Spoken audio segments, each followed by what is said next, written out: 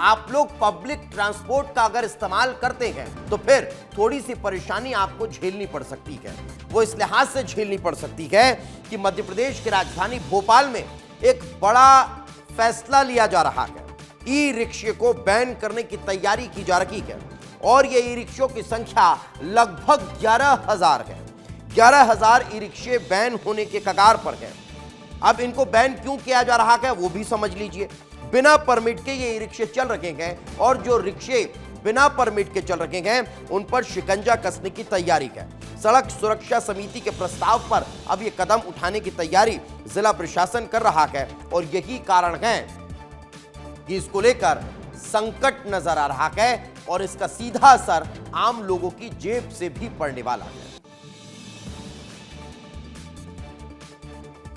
राजधानी भोपाल के 11,000 e rickshaw बंद होने वाले हैं क्योंकि उनके पास परमिट नहीं है और हम ई रिक्शा की सवारी करेंगे और लोगों से जानेंगे कि ई रिक्शा क्यों जरूरी है। जी भैया, यदि ई रिक्शा की यदि बात करें तो 11,000 ई रिक्शा बंद होंगे, किस प्रकार की परेशानी आप देख रहे हैं? ई रिक्शा बंद हो जाएंगे तो ई रिक्शा अगर बंद हो जाएंगे तो बेचारे जो ई रिक्शा वाले जो ड्राइवर है उनकी भी परेशानी हो जाएंगी, रोजगार उनका बंद हो जाएगा। ई रिक्शा वाले भाई साहब हैं, उनसे भी बात करते हैं। भैया, यदि ई रिक्शा की बात करें तो जो विभाग है जिस प्रकार से परमिट नहीं है तो लगता है इससे भीड़ बढ़ती है क्या? नहीं सर, ऐसा तो कुछ नहीं है। अपन ने तो अभी तक भीड़ देखी नहीं है। वही है कि परमिट थोड़ा डर के चलना पड़ता है हम लोगों को। अच्छा, कि परमिट नहीं है, कहीं रोक नहीं जाए, ऐसा वैसा ये बात हो जाती है। लगभग जो ई रिक्शा है वो बैन होने वाले हैं और कई ऐसे जो ई रिक्शा है जिन पर चालान कार्रवाई की गई है। कैमरामैन राजा राम के साथ विवेक राणा, विस्तार न्यूज, भोपाल।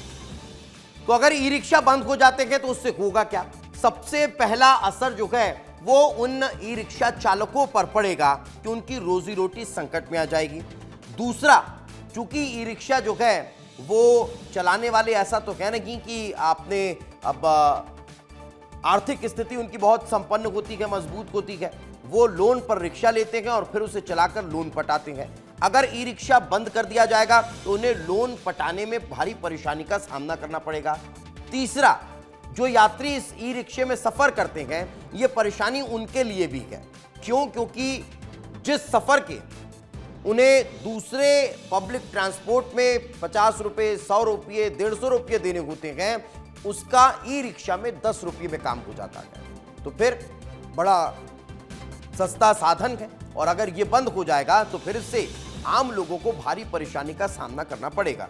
मगर ई रिक्शा बंद करने के पीछे की वजह क्या है, अब जरा वो भी आपको बता देता हूं। तो कहा यह जा रहा है, जो समिति है जिसने ये सिफारिश की है, ये प्रस्ताव रखा है, सड़क सुरक्षा समिति, उसका ये कहना है कि इससे ट्रैफिक परेशानी बहुत ज्यादा होती है और यही कारण है कि इन ई रिक्शा को बंद किया जाना चाहिए। हमारे साथ हमारे सहयोगी विवेक राणा जुड़ चुके हैं, उन्हीं से बातचीत करते हैं। विवेक, ये जो ई रिक्शा बंद करने की तैयारी है, लगभग 11,000 ई रिक्शा बंद करने की तैयारी नजर आ रही है, ई रिक्शा वालों का क्या कहना है? एक, और दूसरा, इससे परेशानियां किस तरह की है जो ई रिक्शा बंद किया जा रहा है? बिल्कुल, यदि बात की जाए ई रिक्शा की तो जैसे ई रिक्शा का जब चलन आया, जब ई रिक्शा शुरू हो गया, उसके बाद से देखने को मिला एक के बाद एक ई रिक्शा लगातार सड़कों पर दिखाई देने लगे हैं। आप तस्वीर देख सकते हैं कि हर चौराहे पे, हर जगह जो ई रिक्शा है वो यहाँ पर मौजूद है। साथ ही यदि ई रिक्शा की बात करें तो ई रिक्शा की जिस प्रकार से तादाद बढ़ रही है उससे जो यातायात है वो भी बाधित हो रहा है। मगर ई रिक्शा की बात करें तो जब ई रिक्शा बंद हो जाएंगे, लगातार चालान कार्रवाई हो रही, किस प्रकार की परेशानी? हाँ, वो तो परेशानी तो होगी यार भैया, यार पब्लिक के लिए यार। आपको क्या परेशानी होगी बंद हो जाए? रोजगार चला जाएगा, इससे हमारा बहुत दिक्कत हो जाएगी, नुकसान हो जाएगा इस चीज़ से। आप हर समय ई रिक्शा का उपयोग करते हैं आने जाने? जी सर। कितने रुपये पड़ता है?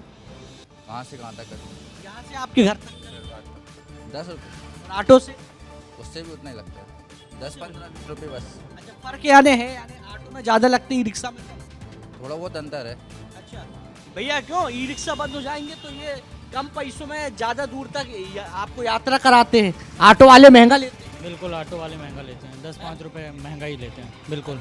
हाँ, नहीं, वाकई में हम इकोनॉमिक स्तर पर तो देखा- चर्चा कर ही रहे हैं, लेकिन विवेक में ये चीज समझना चाह रहा हूं कि क्या इसका कोई वैकल्पिक का अब व्यवस्था नहीं हो सकती क्या? अगर ई रिक्शा से ट्रैफिक में कोई परेशानी हो रही है तो इसकी कोई वैकल्पिक व्यवस्था नहीं हो सकती है क्या? क्यों? क्योंकि ई रिक्शा भी उसी तादाद में बढ़ रहे हैं जिस तादाद में ऑटो बढ़ रहे हैं, ऑटो भी उसी तादाद में बढ़ रहे हैं जिस तादाद में कार बढ़ रही है, कार भी उसी तादाद में बढ़ रही है जिस तादाद में दूसरे वाहन बढ़ रहे हैं। तो तादाद तो सड़कों पर वाहनों की बढ़ी रही है, इसका असर सिर्फ ई रिक्शा की वजह से हो रहा है ऐसा तो नहीं है। तो क्या कोई वैकल्पिक व्यवस्था करने की तैयारी हो सकती है?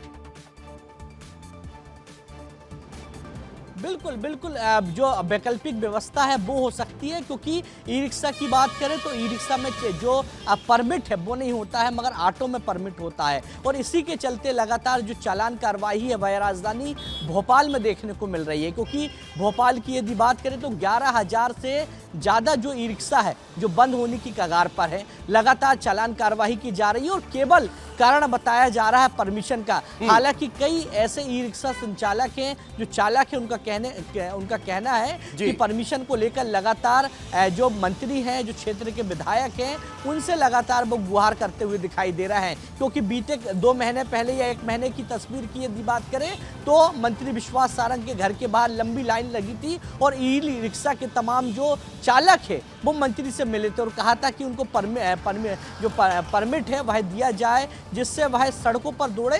मगर राजधानी भोपाल की यदि बात करें तो राजधानी भोपाल में यदि ई रिक्शा बंद हो जाएंगे तो जो ई रिक्शा के चालक है वह परेशान होंगे, बिल्कुल परेशान होंगे। लेकिन पहले चरण में लगभग 11,000 ई रिक्शा बैन करने की तैयारी है, और वो भी link road number 1, link road number 2 और वीवीआईपी जो रोड है उन पर चलने वाले ई रिक्शा पर बैन लगाने की तैयारी की जा रही है। अब देखने वाली बात होगी कि उसको लेकर आगे भविष्य में क्या फैसला होता है। फिलहाल बहुत बहुत शुक्रिया।